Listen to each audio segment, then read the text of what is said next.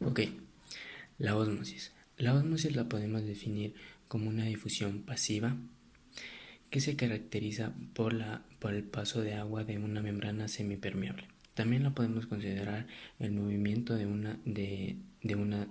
un disolvente a través de una membrana semipermeable entre dos sustancias de diferente concentración. Se trata de un fenómeno físico que se genera de manera espontánea y sin gasto de energía. A su vez, la ósmosis es un proceso de vital importancia para la supervivencia de las células y el metabolismo de los seres vivos, y que de allí que también forme parte de los estudios de la biología. La ósmosis inversa. La ósmosis inversa la podemos definir como el paso de agua de una membrana semipermeable para poder eliminar los iones, moléculas, proteínas demasiado grandes y para poder realizar el agua más potable. En la ósmosis podemos identificar tres tipos: la hipotónica, hipertónica e isotónica. Soluciones hipertónicas. Una solución hipertónica es aquella que tiene mayor osmolaridad en el medio externo, por lo que una célula en este medio empezaría a perder agua, es decir, se deshidrataría. Debido a la diferencia de presiones, o sea, a la presión osmótica, la célula puede llegar a tal punto en el que muere por deshidratación. La salida de agua de la célula al medio externo continúa hasta que las dos presiones sean iguales, es decir, la presión osmótica del medio externo y la presión osmótica de la célula. Fenómenos similares ocurren al conservar alimentos en sales mueras o en jarabes concentrados de azúcar.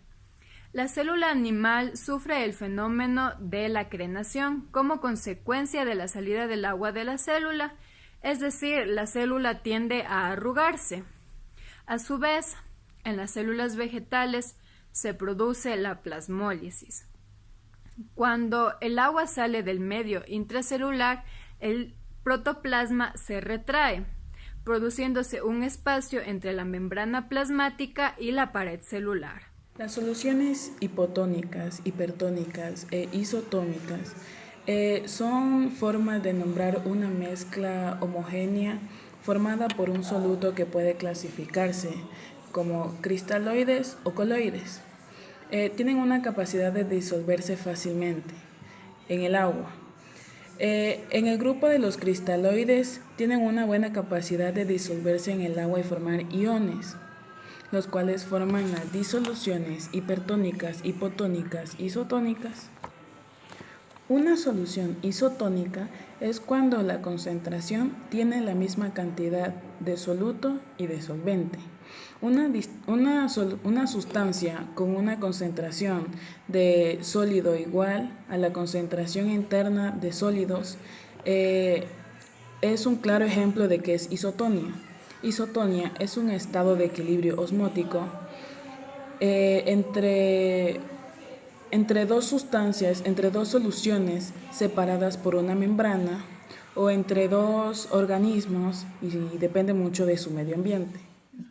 Cuando hablamos de soluciones tanto isotónicas, hipotónicas como también hipertónicas, hacemos sobre todo énfasis en las soluciones externas, las que están afuera, es decir, las soluciones que van a rodear la membrana celular. Esta membrana celular va a estar, conformará parte de un medio distinto que estará sumergido en el principal, que va a ser la solución externa.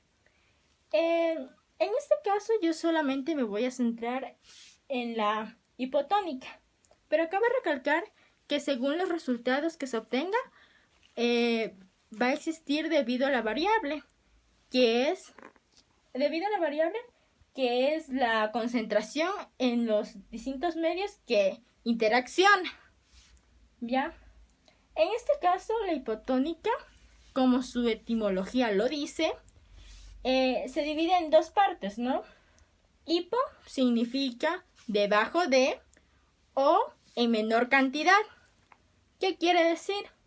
En este caso, la solución externa, por ejemplo, el agua, va a tener menor concentración de solutos, por lo que su solvente traspasará la membrana hacia el interior. La desalinización es un proceso mediante el cual se elimina la sal del agua del mar para tener como fin agua potable para el consumo del ser humano. En el proyecto que nosotros realizamos es la desalinización en ósmosis inversa.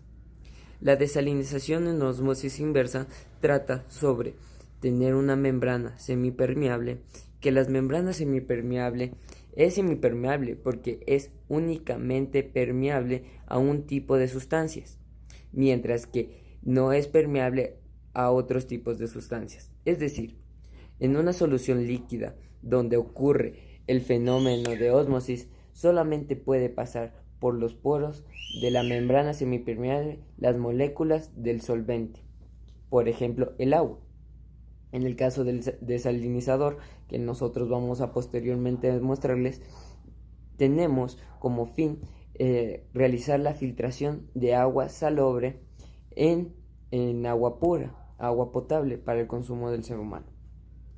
Mientras que las moléculas del soluto se quedan en la membrana semipermeable, como es en el caso de nuestro desalinizador en la sal.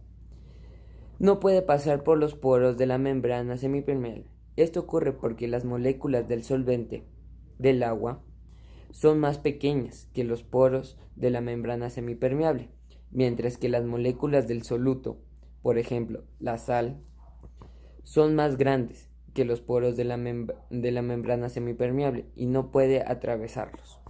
Hola chicos, hoy les voy a enseñar cómo hicimos nuestro prototipo de filtro por ósmosis inversa. Utilizamos materiales muy simples, como tubo PVC, malla y cinta. El filtro principal que nosotros utilizamos en nuestro prototipo fue la cáscara de papa. Aparte de utilizar nuestro filtro principal, que fue la cáscara de papa, también utilizamos una malla, arroz, gasa, algodón y cáscara de huevo. Nuestro prototipo estaba constituido por 3 filtros. En el primero se encontraba cáscara de papa y algodón con la malla. Nuestro segundo filtro estaba compuesto por cáscara de huevo, cáscara de papa, gasa y la malla. Finalmente, el tercer filtro lo hicimos con cáscara de papa, cáscara de huevo, algodón, gasa, arroz y la malla. Al finalizar, nosotros utilizamos un globo para ejercer la presión necesaria para producir la ósmosis inversa en nuestro proyecto.